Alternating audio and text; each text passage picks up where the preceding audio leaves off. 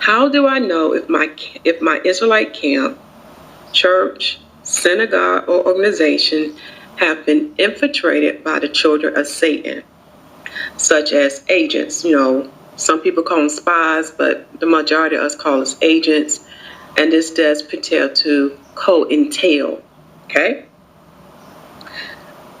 Believe it or not, agents have signs and symbols. They also give false doctrines, okay? But then there's another side to them. They are great speakers or great with words, and they do great deeds. So it's two sides to them. And I'll explain more in this video what that two sides mean and why they have those two sides, okay?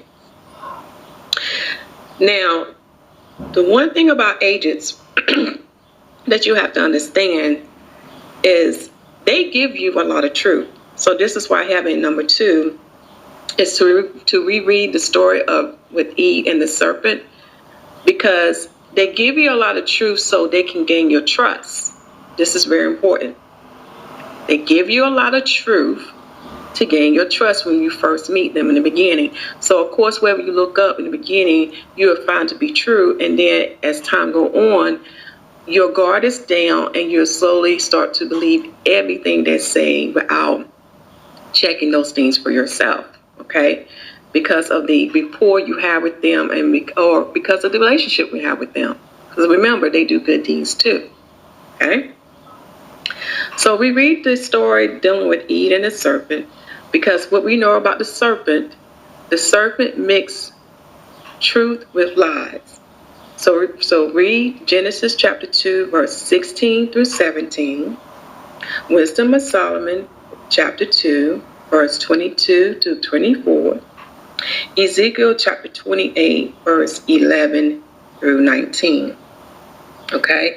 And that'll give you the precepts and the understanding how the serpent was able to trick Eve into eating the fruit and to convince her husband to eat the fruit too as well. You really need to understand your enemies. You need to know your enemies. You need to know how they work. Because if you don't know how they work, it'll be hard to defend yourself against them if you don't understand how your enemy work. All right?